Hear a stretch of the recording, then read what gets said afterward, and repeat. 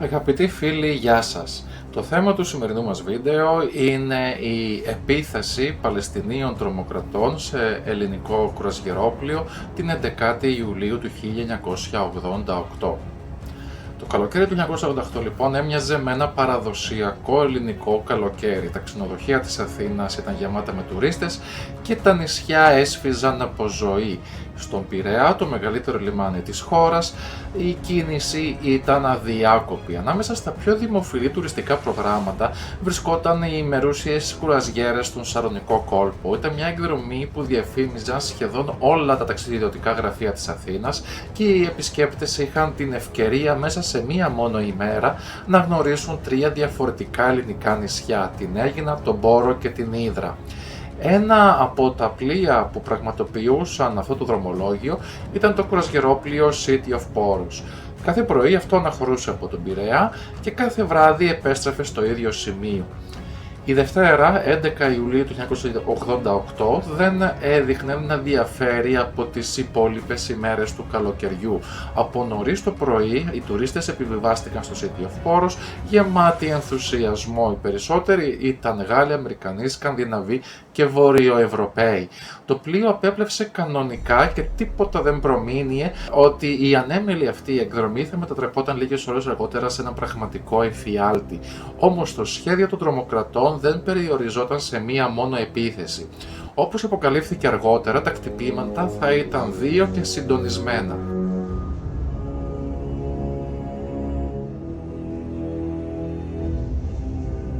Ήταν περίπου 2:45 το μεσημέρι της ίδιας ημέρας, στις 11 Ιουλίου του 1988, όταν μια τρομακτική έκρηξη συγκλώνησε την περιοχή του Τροκαντερό στο Παλαιό Θάληρο. Ένα αυτοκίνητο που βρισκόταν σταθμευμένο στο ναυτικό όμιλο Αμφιθέας εξερράγη ξαφνικά. Η ισχύς της έκρηξης ήταν τόσο μεγάλη που τα τζάμια γειτονικών κτηρίων έσπασαν σε ακτίνα 300 μέτρων, ενώ το αυτοκίνητο διαλύθηκε ολοσχερός. Οι 3 ή 4 άνδρες που επέβαιναν σε αυτό σκοτώθηκαν ακαριέα.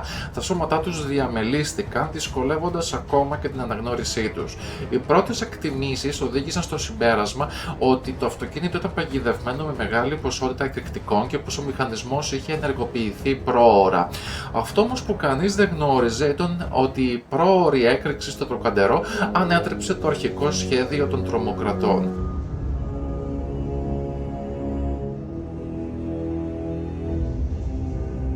Ήταν λίγο μετά τις 9 το βράδυ όταν το City of Poros έπλεε στην περιοχή ανάμεσα στις νησίδες Λαγούσες, αρκετά μίλια από την είσοδο στο λιμάνι του Πειραιά. Ξαφνικά μια ισχυρή έκρηξη συγκλώνησε το εσωτερικό του πλοίου. Ο θόρυβος ήταν εκοφαντικός, τα φώτα τρεμόπαιξαν, τα τζάμια έσπασαν και πυκνός καπνός άρχισε να γεμίζει τους διαδρόμους του πλοίου.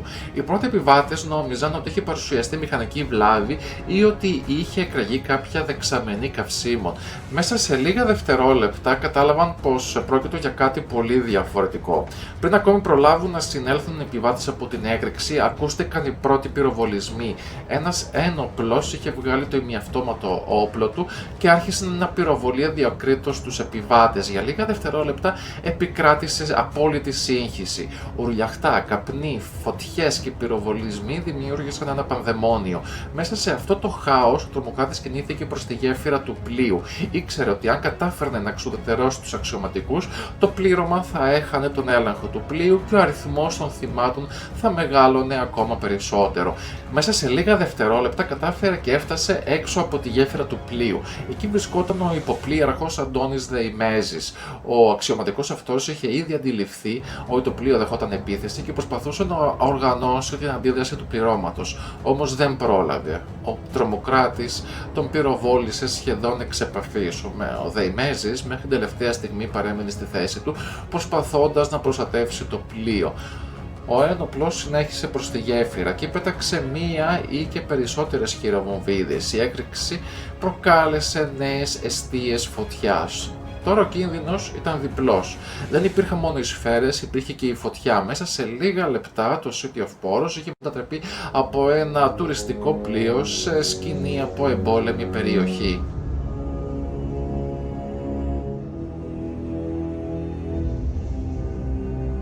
Παρά τον πανικό, το πλήρωμα δεν εγκατέλειψε τις θέσεις του. Ο πλήρχος έδωσε αμέσως εντολή να συνεχιστεί η πορεία προς τον Πειραιά με όσο το δυνατόν μεγαλύτερη ταχύτητα. Η απόφαση αυτή αποδείχθηκε καθοριστική. Αν το πλοίο σταματούσε στη μέση του Σαλονικού, οι διασώστες θα χρειάζονταν πολύ περισσότερο χρόνο για να προσεγγίσουν και να βοηθήσουν τους εκατοντάδες επιβάτες, ενώ ο τρομοκράτης θα είχε ακόμη περισσότερο χρόνο για μεγαλύτερη δράση. Ταυτόχρονα εκπέμφθηκε σήμα κινδύνου. Η πληροφορία ήταν λυπή αλλά συγκλονιστική. Το City of Poros δέχεται τρομοκρατική επίθεση, ανέφερε το μήνυμα. Εκείνη τη στιγμή ο δράστης αντιλήφθηκε ότι οι δυνάμεις ασφαλείας θα έφταναν σύντομα. Έτσι έθεσε τέλος στη ζωή του με μία χειρομβοβίδα. Παρότι ο ένοπλος δεν αποτελούσε πλέον απειλή, οι επιβάτες δεν μπορούσαν να το γνωρίζουν. Για εκείνους ο κίνδυνος συνέχιζε να υφίσταται. Οι καπνοί γίνονταν ολοένα και πιο πυκνοί, καθώς η φωτιά απλωνόταν. Μπροστά σε αυτήν την εικόνα, δεκάδες άνθρωποι άρχισαν να πέφτουν στη θάλασσα. Κανείς δεν γνώριζε πόσο μακριά βρισκόταν η στεριά. Το μόνο που ήξεραν ήταν ότι πίσω τους υπήρχε φωτιά και σφαίρες, ενώ μπροστά τους η σκοτεινή θάλασσα.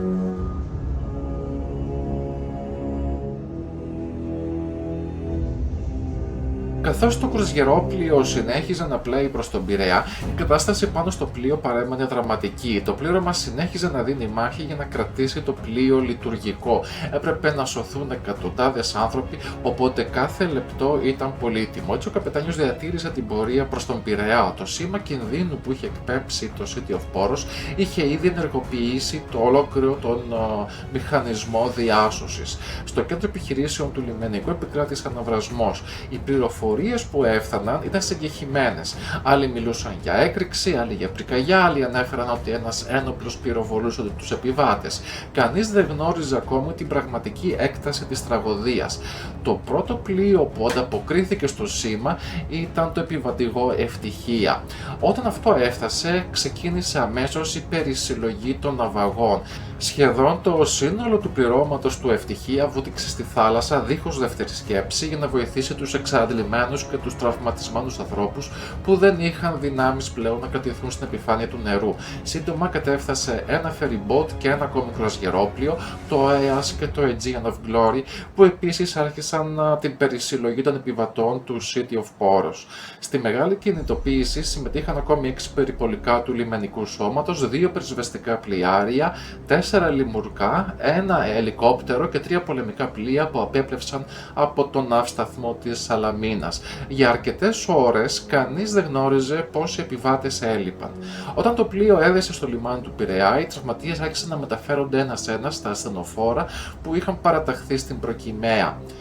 Κάποιοι είχαν εγκάβματα, άλλοι έφεραν τραύματα από σφαίρες ή από θραύσματα και πολλοί βρισκόταν σε κατάσταση σοκ, ανίκανοι ακόμα και να μιλήσουν. Την ίδια ώρα η επιχείρηση διάσωσης συνεχιζόταν ακόμη στον Σαλονικό. Τα πολεμικά πλοία έφτασαν μέχρι την περιοχή του Σουνίου, αναζητώντας ανθρώπους που ενδεχομένως να είχαν παρασυρθεί από τα θαλάσσια ρεύματα. Η περισυλλογή ολοκληρώθηκε λίγο πριν από τα μεσάνυχτα της ίδιας ημέρας. Ο τελικός απολογισμός ήταν βαρύς.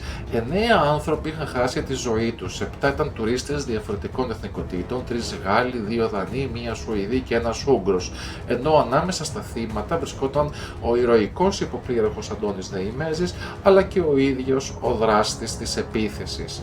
Οι τραυματίες έφταναν περίπου τους 100, πολλοί εκ των οποίων χρειάστηκε να νοσηλευθούν για μεγάλο χρονικό διάστημα.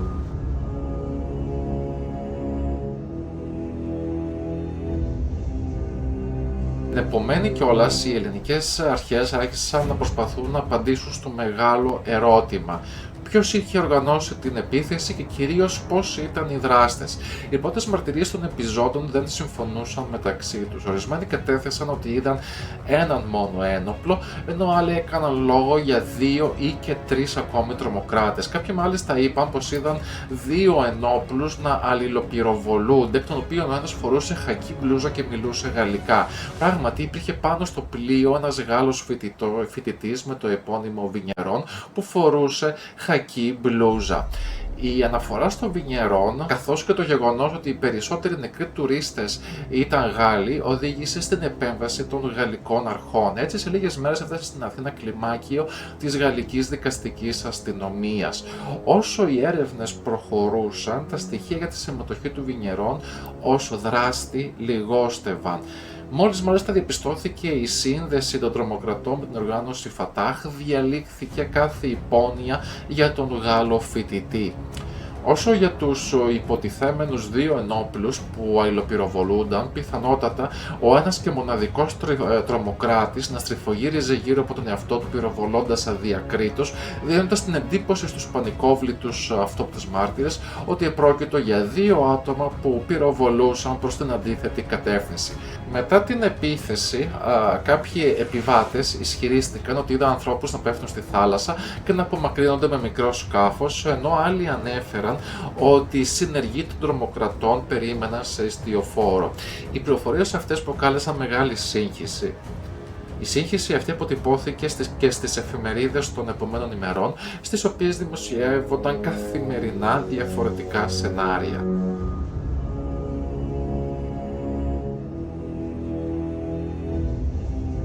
Οι ερευνητές των ελληνικών αρχών έπρεπε να στηριχθούν αποκλειστικά στα αποδεικτικά στοιχεία και όχι στις φήμες. Σύντομα άρχισαν να εμφανίζονται τα πρώτα σημαντικά ευρήματα. Η έκρηξη στο Τροκαντερό δεν ήταν ένα τυχαίο περιστατικό, αλλά μέρος του ίδιου τρομοκρατικού σχεδίου. Οι ειδικοί κατέληξαν στο συμπέρασμα ότι το αυτοκίνητο είχε παγιδευτεί με ισχυρό εκρηκτικό μηχανισμό, ο οποίος ενεργοποιήθηκε πρόωρα από λάθος. Οι αρχές πίστευαν ότι οι δύο τρομοκρατικές ενέργειες είχαν σχεδιαστεί να πραγματοποιηθούν σχεδόν ταυτόχρονα, ίσως τη στιγμή της αποβίβασης. Η πρόωρη έκρηξη όμως ανέτρεψε το αρχικό σχέδιο. Έτσι ο ένοπλος που βρισκόταν στο City of Poros φαίνεται πως αποφάσισε να συνεχίσει μόνος του την αποστολή, οδηγώντας στο μακελιό που ακολούθησε. Οι αναλυτές της αντιτρομοκρατικής υπηρεσίας άρχισαν πλέον να εξετάζουν το ενδεχόμενο η επίθεση να αποτελούσε μέρος μιας πολύ μεγαλύτερης επιχείρησης οργανωμένης από διεθνές τρομοκρατικό δίκτυο.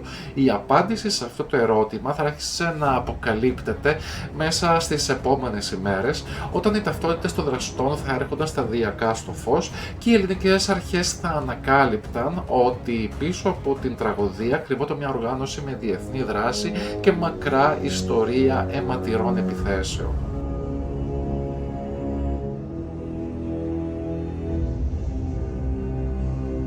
Το πρώτο ζητούμενο ήταν να εξακριβωθεί ποιος ήταν ο νεκρός ένοπλος που βρέθηκε μέσα στο πλοίο. Οι ερευνητές περισυνέλεξαν το όπλο του, τους κάλικες, τα προσωπικά του αντικείμενα και κάθε ίχνος που θα μπορούσε να οδηγήσει στην ταυτότητά του. Όσο προχωρούσαν οι έρευνες, τόσο γινόταν φανερό ότι τα δύο περιστατικά αποτελούσαν κομμάτια του ίδιου παζλ. Οι δύο άνδρες που είχαν σκοτωθεί ή οι τρεις που βρίσκονταν μέσα στο παγιδευμένο αυτοκίνητο στο Τροκαντερό δεν ήταν ανυποψίαστοι πολίτες. Σύμφωνα με το επικρατέστερο σενάριο των ερευνητών, το αυτοκίνητο πρόκειται να χρησιμοποιηθεί στον Πειραιά τη στιγμή που οι εκατοντάδες επιβάτες του κουρασγερόπλοιου θα αποβιβάζονταν. Εάν το σχέδιο είχε εξελιχθεί όπως είχε οργανωθεί, η επίθεση θα ήταν διπλή. Από τη μία πλευρά ο ένοπλος θα προκαλούσε χάος μέσα στο πλοίο, από την άλλη η ισχυρή έκρηξη του παγιδευμένου αυτοκινήτου θα σημειωνόταν ανάμεσα στους επιβάτες που θα εγκατέλειπαν το πλοίο, οπότε οι απώλειες θα ήταν πολύ μεγαλύτερες. Έτσι η πρόωρη έκρηξη στο Τροκαντερό, όσο παράδοξο και αν ακούγεται, φαίνεται πως απέτρεψε μία ακόμη μεγαλύτερη καταστροφή.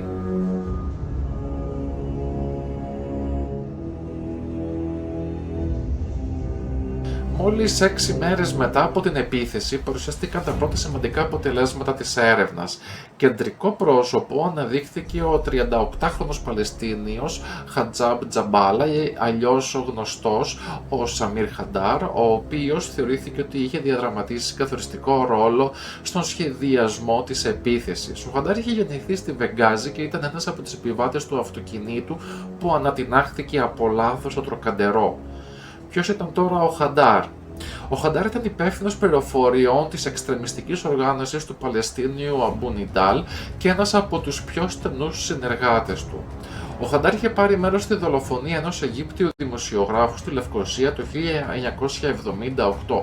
Μετά τη δολοφονία του Αιγύπτιου δημοσιογράφου, οι δράστες πήραν ομήρους και διέφυγαν με αεροπλάνο που είχαν απαιτήσει να τους δώσει η Κυπριακή κυβέρνηση. Το αεροπλάνο προσπάθησε να προσγειωθεί σε διάφορες χώρες, αλλά δεν τους δόθηκε άδεια και επέστρεψε στο αεροδρόμιο της Λάρνακας. Εκεί ακολούθησε σύραξη. Τελικά ο Χαντάρ συνελήφθη από τις Κυπριακές αρχές, αλλά αργότερα ανταλλάχθηκε με 2 Κύπρους φοιτητές που είχαν απαχθεί στη Βηρητό.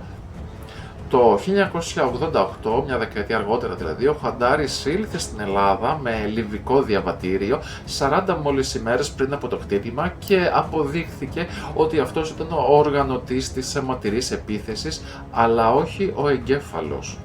Η παρουσία του Χαντάρ δημιούργησε τον συσχετισμό του τρομοκρατικού χτυπήματος με την Παλαιστινιακή οργάνωση Φατάχ του Νιντάλ. Ένα πρόσθετο στοιχείο που επιβεβαίωσε τη σύνδεση του χτυπήματος του κρουαζιερόπλοιο με τη Φατάχ ήταν η προέλευση του ημιαυτόματου όπλου. Το συγκεκριμένο όπλο προερχόταν από μια παρτίδα όπλων που είχαν κατασκευαστεί στην Ιταλία και είχαν πουληθεί στη Λιβύη του Καντάφη, που βρισκόταν το αρχηγείο της οργάνωσης του Νιντάλ. Ο Χαντάρ είχε νοικιάσει διαμέρισμα στην Γλυφάδα, χρησιμοποιώντας πλαστά έγγραφα. Όταν οι αστυνομικοί πραγματοποίησαν έρευνα στο διαμέρισμά του, βρήκαν πλαστά έγγραφα, ταξιδιωτικά έγγραφα, χάρτες, σημειώσεις, φωτογραφίες, καθώς και υλικά που συνδέονταν με την κατασκευή εκρηκτικών μηχανισμών. Τα στοιχεία αυτά ενίσχυσαν την πεποίθηση ότι το διαμέρισμα λειτουργούσε ως επιχειρησιακή βάση της ομάδας, κάτι σαν γιάφκα. Ο δεύτερος και ο τρίτος επιβάτης του αυτοκινήτου στο Τροκαντερό ήταν οι επίσης Παλαιστίνοι Μεχρή Μεγεντίν και Αμούλα Μπουλ Χαμίντ, που έφτασαν στην Αθήνα από τη Βηρητό μέσω Βελιγραδίου στις αρχές του Μαΐου. Την ίδια διαδρομή είχε ακολουθήσει και ο εκτελεστής στο κρουαζιερόπλοιο, ο 21 ετών Μοχάμετ Σοζάν Αντνάν. Το αυτόματο όπλο που βρέθηκε δίπλα στη σωρό του ταυτίστηκε με όλους τους κάλικες που είχαν περισυλλεχθεί μέσα στο City of Poros. Με άλλα λόγια, ήταν ο ένας και μοναδικός άνθρωπος που πυροβόλησε τους επιβάτες. Οι έρευνες αποκάλυψαν ακόμη 2 ονόματα, τα οποία θεωρήθηκαν μέλη της ίδιας ομάδας. Οι άνδρες αυτοί όμως πιθανολογείται ότι έφυγαν από την Ελλάδα πριν οι αρχές προλάβουν να τους εντοπίσουν.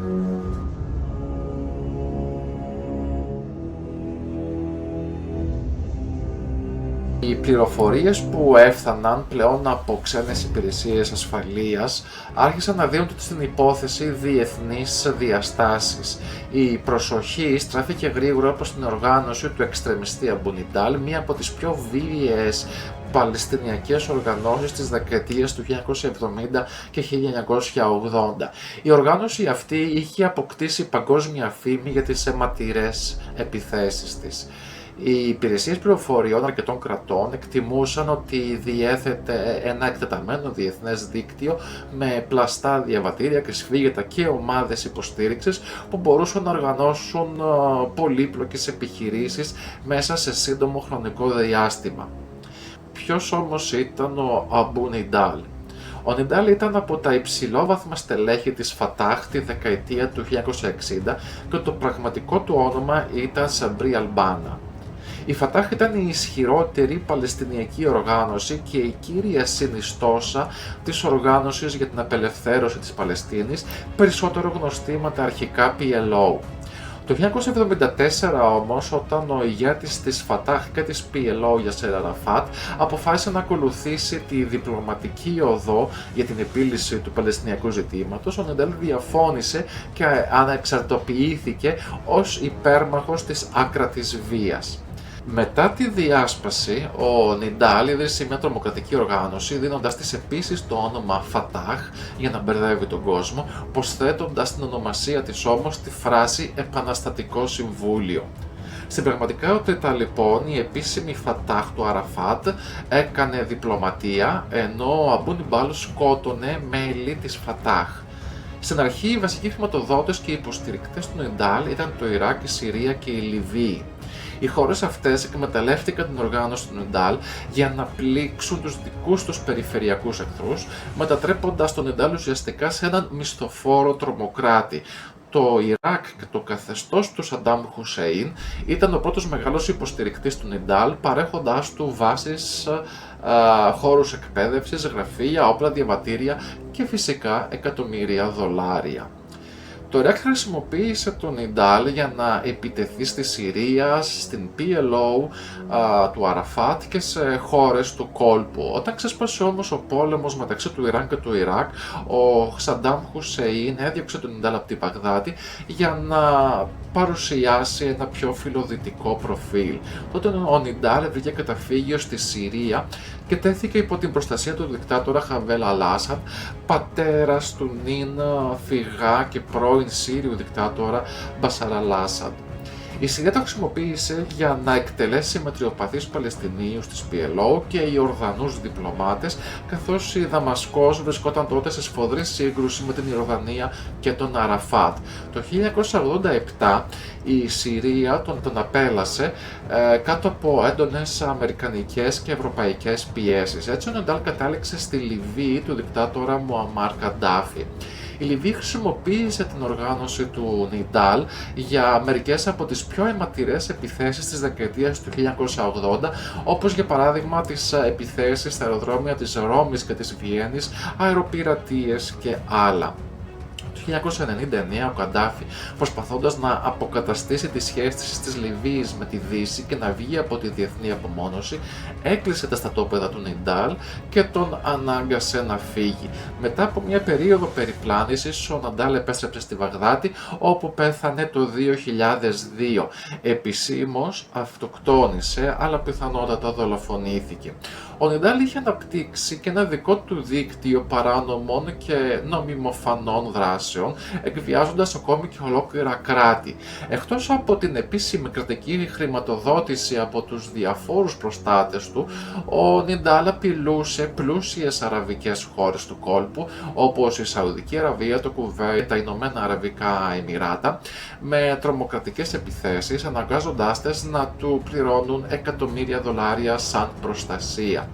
Επιπλέον, διέθετε νόμιμες επιχειρήσεις βιτρίνες, κυρίως real estate, εμπορίου όπλων και εισαγωγών-εξαγωγών, συνεργαζόμενες με χώρες του πρώην Ανατολικού Μπλοκ, κυρίως την Πολωνία, ξεπλένοντας τα χρήματα των τρομοκρατικών δραστηριοτήτων του. Επιστρέφοντας τώρα στον αργοσαρονικό του 1988, η έρευνα έδειξε ότι η επίθεση έντασσόταν στη δράση του δικτύου της οργάνωσης του Αμπού Νιντάλ.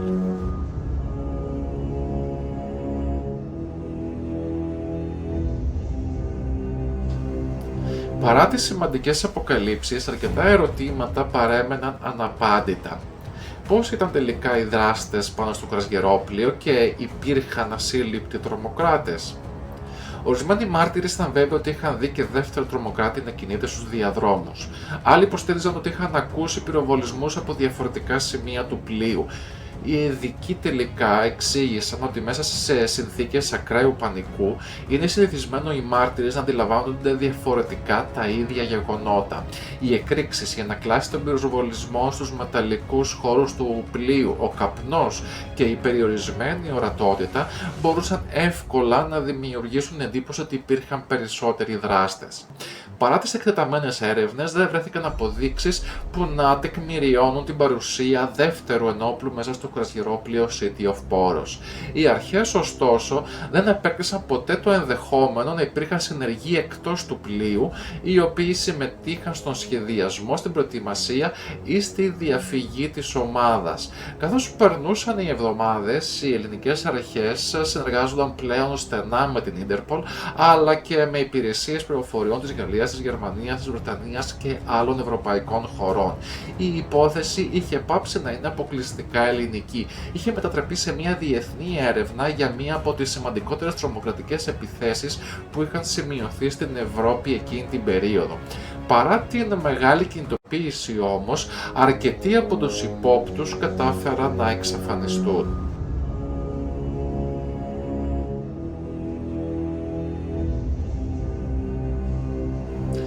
Χρειάστηκαν περισσότερες από 2 δεκαετίες μέχρι η υπόθεση να οδηγηθεί σε δικαστική αίθουσα, αυτή τη φορά όχι στην Ελλάδα αλλά στη Γαλλία, όπου οι συγγενείς των Γάλλων θυμάτων συνέχισαν να πιέζουν για την απόδοση ευθυνών. Η υπόθεση δεν αφορούσε πλέον μόνο την Ελλάδα. Ανάμεσα στους νεκρούς και τους τραυματίες υπήρχαν πολίτες πολλών χωρών και κάθε μία από αυτές ζητούσε απαντήσεις. Οι πρεσβείες των Ηνωμένων Πολιτειών, της Γαλλίας, της Δανίας, της Σουηδίας και της Ουγγαρίας παρακολουθούσαν στενά την εξέλιξη της έρευνας.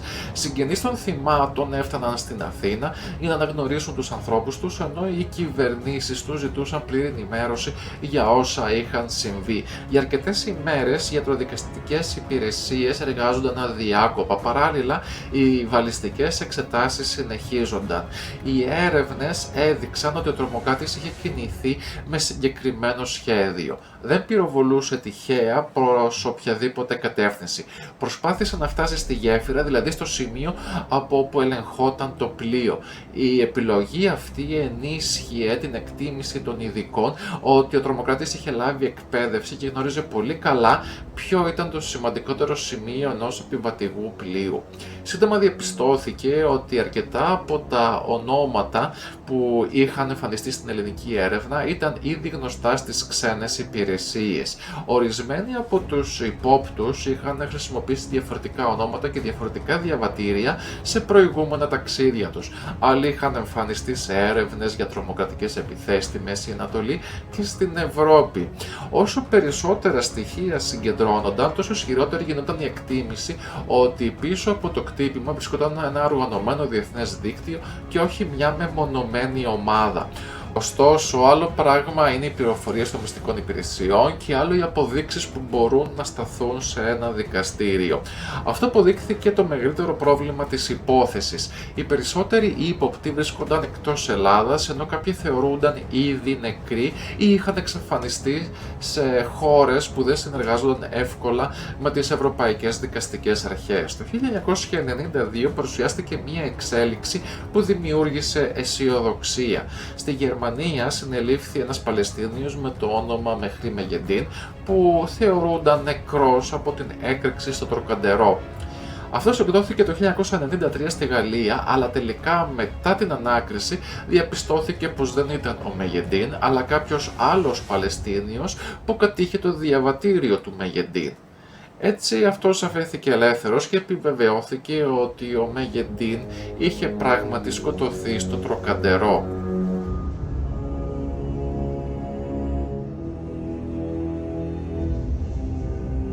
Οι συγγενείς των θυμάτων του City of Poros, ιδίως οι γαλλικής καταγωγής, δεν εγκατέλειψαν ποτέ την προσπάθεια να αποδοθούν ευθύνες. Τελικά, σχεδόν 24 χρόνια μετά την επίθεση, το Μάρτιο του 2012, ειδικό ποινικό δικαστήριο στο Παρίσι εκδίκασε την υπόθεση. Στο εδόλιο δεν κάθισε κανείς, αφού οι βασικοί κατηγορούμενοι δεν είχαν συλληφθεί ή είχαν αποβιώσει. Στο τέλος της διαδικασίας, 3 κατηγορούμενοι κρίθηκαν ένοχοι για συμμετοχή στην προετοιμασία, την οργάνωση της τρομοκρατικής επίθεσης. Αυτοί ήταν ο Μοχάμετ Σαζάντ Αντνάν, ο εκτελεστής δηλαδή πάνω στο κουρασγερόπλιο, ο Σαμίρ Χαντάρ, ο έμπιστος του Νιντάλ που είχε τη Γιάφκα στη Γλυφάδα και που σκοτώθηκε στο Τροκαντερό, και ο Αμούντ Αμπουλ Χαμίντ, ο έτερος επιβάτης του αυτοκινήτου που ανατινάχθηκε στο Τροκαντερό. Και οι 3 τους καταδικάστηκαν σε ποινή 30 ετών κάθριξης, εάν φυσικά ήταν εν ζωή και εάν συλλαμβάνονταν. Η απόφαση είχε κυρίως συμβολικό χαρακτήρα και αποτέλεσε κυρίως μια ηθική δικαίωση για τις οικογένειες των θυμάτων. Η τραγωδία του City of Poros άφησε μια σημαντική παρακαταθήκη. Άλλαξε τον τρόπο με τον οποίο αντιμετωπιζόταν η ασφάλεια στις ελληνικές θαλάσσιες συγκοινωνίες. Σταδιακά εφαρμόστηκαν αυστηρότεροι έλεγχοι επιβατών και αποσκευών, ενισχύθηκε η παρουσία λιμενικών στα μεγάλα επιβατικά πλοία και καταρτίστηκαν νέα σχέδια αντιμετώπισης εκτακτών περιστατικών. Επιπλέον, τα πληρώματα εκπαιδεύτηκαν καλύτερα στη διαχείριση κρίσεων, στις διαδικασίες εκένωσης και στην αντιμετώπιση πιθανών τρομοκρατικών επιθέσεων. Αργότερα, 2001, μετά και τις διεθνείς αλλαγές στην ασφάλεια των μεταφορών, ιδιαίτερα μετά από τις επιθέσεις της 11 Σεπτεμβρίου του 2001, τα μέτρα αυτά έγιναν ακόμα πιο αυστηρά, ενσωματώνοντας διεθνείς κανονισμούς για την προστασία λιμανιών και πλοίων. Σήμερα, για τους περισσότερους νεοέλληνες, το τρομοκρατικό κτύπημα στο City of Poros αποτελεί ένα σχετικά άγνωστο κεφάλαιο της σύγχρονης ιστορίας. Για όσους όμως το έζησαν, είτε ως επιβάτες, είτε ως μερί του πληρώματος, είτε ως διασώστες, παραμένει μια ανάμνηση που άλλαξε για πάντα τις ζωές τους. Σας ευχαριστώ για την παρακολούθηση.